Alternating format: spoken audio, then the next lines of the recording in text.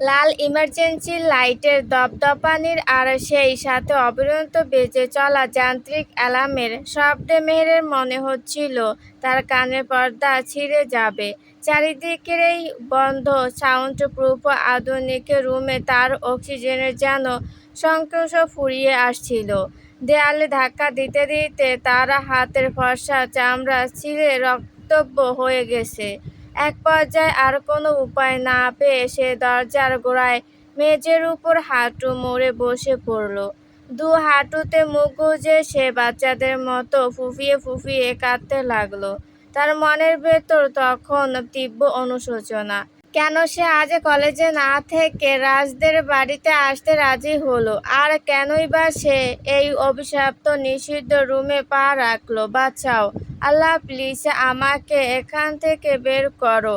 আমি আর কখনো দুষ্টুমি করব না। আব্বুর সব কথা শুনবো। প্লিজ কেউ দরজাটা খোলো। মেহের অস্পষ্ট আর্তনাদ লাল আলোর নিচে এক করুণ পরিবেশ তৈরি করলো। শাহজালাল উপশহরে একটা অভিজাত কফি শপের কর্নার টেবিলে বসে আরাশ আর রোহানের সাথে একটা বিজনেসের ডিল নিয়ে কথা বলছিল তাহিন তাশরিফ চৌধুরী। তার সামনে রাখা আইপ্যাডটা তখন ক্লায়েন্টের পাঠানো 3D আর্কিটেকচারাল লেআউট প্লে করছিল। তাহিনের তীক্ষ্ণ নীল চোখ দুটো স্ক্রিনে নিবদ্ধ, মুখে বরাবরের মতো এক গম্ভীর ডমিনেটিং ভাব। হঠাৎ করে তাহিনের পকেটে থাকা কাস্টমাইজ আইফোনটা এক অদ্ভুত ভাইব্রেশনে কেঁপে উঠল এবং তার সাথে একটা লাল নোটিফিকেশন লাইট বিক্রি করতে লাগলো। তাহিন ভুরু কুঁচকে ফোনটা বের করে স্ক্রিনের দিকে তাকাতে তার চোয়াল শক্ত হয়ে গেল।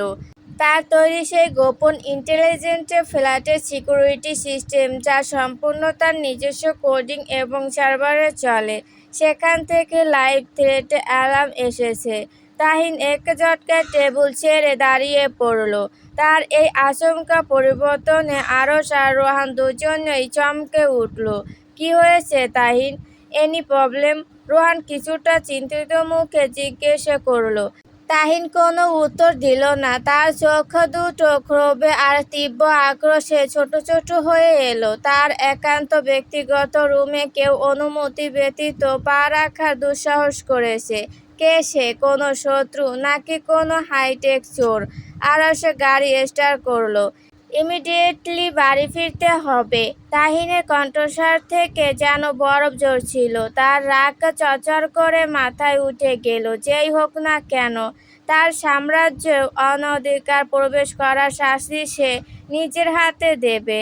আরশ আর কালক্ষেপ না করে পুরোটার চাবিটা হাতে নিয়ে দৌড় দিল। মাত্র 10 মিনিটের মাথায় তীব্র গতিতে পুরো এসে থামল চৌধুরী ভিলার সামনে। গাড়ি থেকে নেমে তাহিন প্রায় ঝড়ো গতিতে ভেতরে ঢুকলো। ডাইনিং রুমে তখনও তাওহিদ চৌধুরী আর রুমিনা বেগম বসে টেলিভিশন দেখছিলেন। তাহিনের এমন অগ্নিসম রূপ দেখে তারা কিছু জিজ্ঞেস করতে যাচ্ছিলেন, কিন্তু তাহিন কাউকে পাত্তা না দিয়ে সরাসরি দীর্ঘ কদমে সিঁড়ি বেয়ে দোতলায় উঠে গেল। রোহান আর আরশও তার পেছনে পেছনে ছুটে এলো। করিডরের শেষ মাথায় এসে তাহিন সেই পরিত্যক্ত ছদ্মবেশী ছোট রুমটার ভেতরে ঢুকলো। পেছনের দেয়ালের প্যানেলের নিচের হাতের বুড়ো আঙুলটা ছোঁয়াতেই বায়োমেট্রিক সেন্সর কাজ করলো এবং স্লাইডিং দরজাটা সংক্ষিপ্তভাবে খুলে গেল। সে ভেতরে পা রাখতে দেখতে পেল পুরো ফ্ল্যাট জুড়ে লাল ইমার্জেন্সি লাইট জ্বলছে। তাহিন নিজের হাতে রিমোট দিয়ে সিকিউরিটি অ্যালার্মটা অফ করতেই লাল আলো নিভে আবার সেই মায়াবী নীলচে আলো ফিরে এলো। তাহিন ভারী বুটে শব্দ করে লিভিং লাউঞ্জের দিকে এগিয়ে যেতে তার চোখ পড়ল মেঝের ওপর। সেখানে হাঁটু গেড়ে বসে মাথা নিচু করে ফুঁপিয়ে ফুঁপিয়ে কাছে একটা মেয়ে। এলোমেলো চুল, কলেজ ড্রেসের সাদা ওড়নাটা একপাশে পড়ে রয়েছে। তাহিন তীক্ষ্ণ চোখে ভালো করে লক্ষ্য করতে তার ভেতরে রাগটা যেন এক ধাক্কায় দ্বিগুণ হয়ে অগ্নিগিরির মতো ফেটে পড়ল। এ তো অন্য কেউ নয়, গতকালের মেয়েটা। ইউ, আবার তুমি? তাহিনের কর্কশ আর গম্ভীর কণ্ঠস্বর পুরো ফ্ল্যাটের দেওয়ালে প্রতিধ্বনিত হলো। হঠাৎ চেনা এবং অত্যন্ত পুরুষালী সেই গম্ভীর কণ্ঠস্বর শুনে মেহের চমকে উঠে মাথা তুলল। চোখের জলে ঝাপসা দৃষ্টি ভেদ করে সে দেখতে পেল তার সামনে দাঁড়িয়ে আছে কালকে সেই ব্ল্যাক শার্ট পরা, গভীর সমুদ্রের মতো নীলে চোখের অধিকারী ভয়ঙ্কর মানুষটা। ভয়ে মেহেরের বুকটা ধক করে উঠল, তার কান দুটো আবার ভো ভো করতে লাগলো। তাহিন রাগ সামলাতে না পেরে মেহেরের দিকে দু কদম এগিয়ে এসে চিৎকার করে বলল, হাউ ডিয়ার ইউ! তোমার কত বড় সাহস যে তুমি আমার পার্সোনাল স্পেসে পা রেখেছো! গতকাল রাস্তায় নাটক করেছো আর আজকে আমার পার্সোনাল স্পেসে প্যাংচে করতে এসেছো। কে পাঠিয়েছে তোমাকে? Speaker out! মেহেরের ভয়ে কাঁপতে কাঁপতে কোনো মতে উঠে দাঁড়ানোর চেষ্টা করলো, কিন্তু তাহিনের রাগী চাহনির সামনে তার পা দুটো কাঁপছিল। সে ভাঙা গলায় বলল, আমি চোর নয়, আমি রাজের ফ্রেন্ড।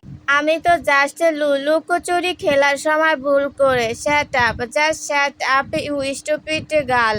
তাহিন চরম ক্ষোভে নিজের ডান হাতটা বাতাসে তুলল, যেন সে আবার মেয়েটাকে সপাটে একটা থাপ্পড় লাগিয়ে নিজের ভেতরের সমস্ত রাগ শান্ত করবে। তাহিনের হাত তুলতে দেখে মেয়ের চোখের সামনে গতকালের সেই তীব্র গালের জ্বালনি আর অপমানের দৃশ্য ভেসে উঠল। সে আতঙ্কে চোখ দুটো শক্ত করে বন্ধ করে নিজের দু হাত দিয়ে দুই গাল শক্ত করে চেপে ধরে কুঁকড়ে গেল।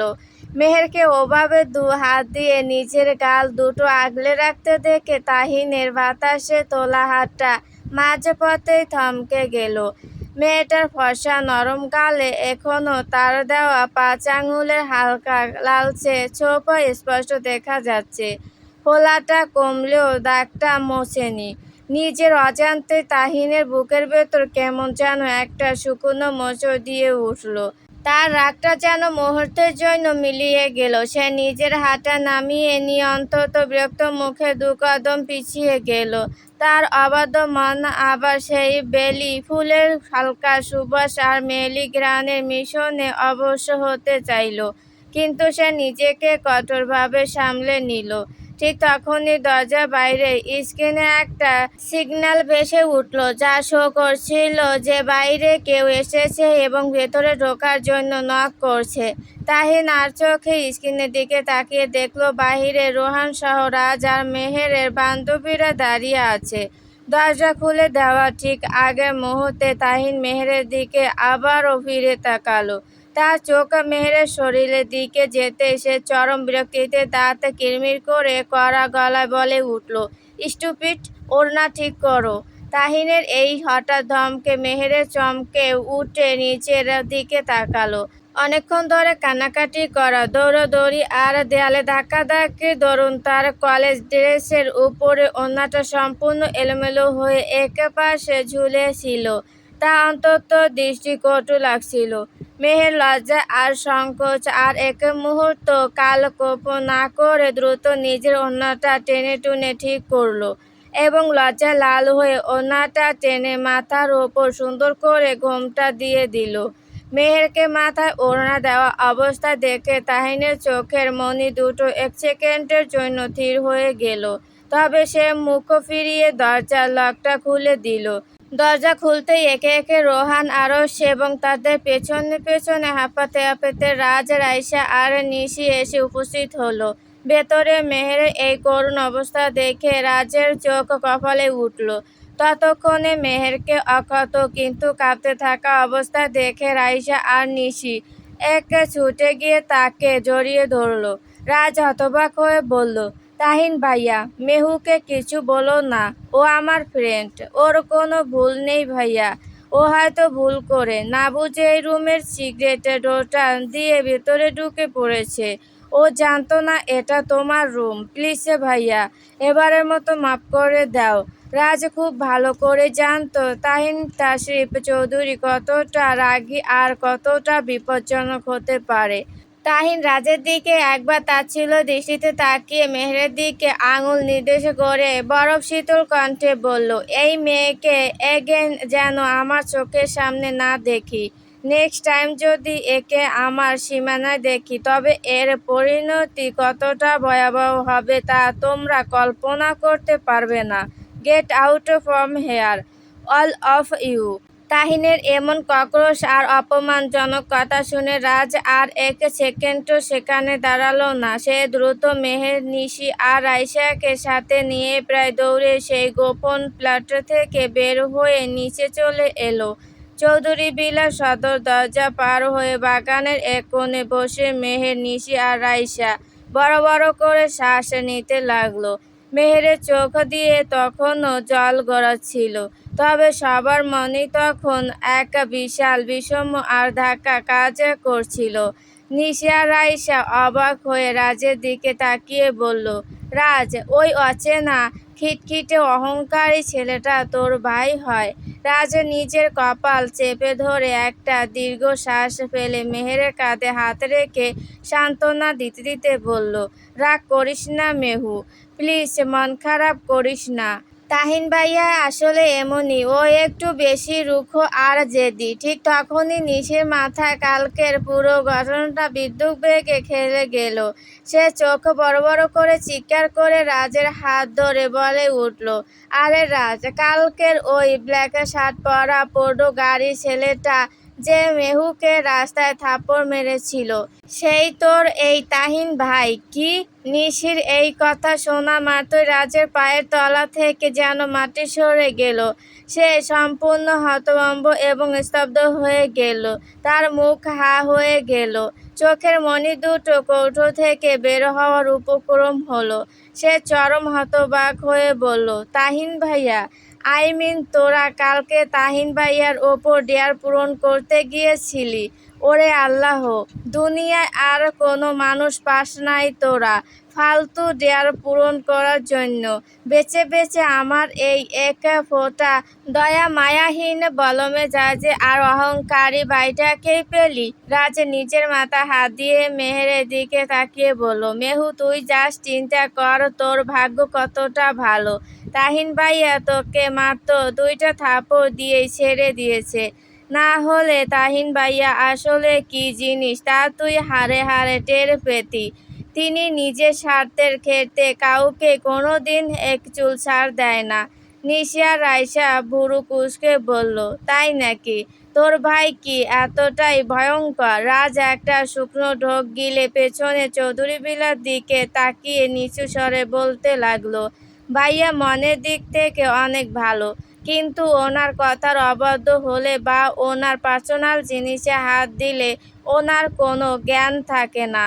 তোদের একটা বাস্তব উদাহরণ দেই শোন। একবার ছোটবেলায় ভাইয়াকে না বলে আমি ওনার একটা অত্যন্ত প্রিয় আর দামি ভিডিও গেম খেলার জন্য নিয়েছিলাম। ভাইয়া যখন সেটা জানতে পারলো, তার রাগ তখন সপ্তম আকাশে। তার স্পষ্ট কথা ছিল, তাকে না বলে কেন তার জিনিস স্পর্শ করলাম। তুই বিশ্বাস করবি না মেহু, তার শাস্তি হিসেবে ভাইয়া আমাকে কনকনে শীতকালের মাঝখানে বাইরের ওই বরফ ঠান্ডা সুইমিং পুলের পানিতে টানা 1 ঘন্টা দাঁড় করিয়ে রেখেছিল। ঠান্ডায় আমার হাত পা নীল হয়ে গিয়েছিল। আমি কাঁপতে কাঁপতে প্রায় অজ্ঞান হয়ে যাচ্ছিলাম, তাও তার মন গলেনি। রাইসা আর নিশি ভয়ে নিজেদের মুখ চেপে ধরল। রাজ আবার বলল, তবে হ্যাঁ, ভাইয়ার রাগ যেমন হিংস্র, তার মনটাও অন্যরকম। বিকেলে তার রাগ কমে যাওয়ার পর ভাইয়া নিজেই আমাকে নিয়ে মার্কেটে গিয়েছিলেন এবং আমার পছন্দের লেটেস্ট মডেলের নতুন কয়েকটা ভিডিও গেম কিনে দিয়েছিলেন। ভাইয়া আসলে একটা জীবন্ত আগ্নেয়গিরি, কখন শান্ত আর কখন যে জ্বলে উঠবে কেউ জানে না। রাজের মুখে তাহিনের এই অদ্ভুত বৈচিত্র্যময় আর নিষ্ঠুর চরিত্রের কথা শুনে মেহেরের ভেতরের কান্নাটা যেন হঠাৎ স্তব্ধ হয়ে গেল। তার অবচেতন মনে আবার সেই তীব্র অর্কিড আর উডের সুবাস মিশ্রিত পারফিউমের ঘ্রাণটা এসে ধাক্কা দিল।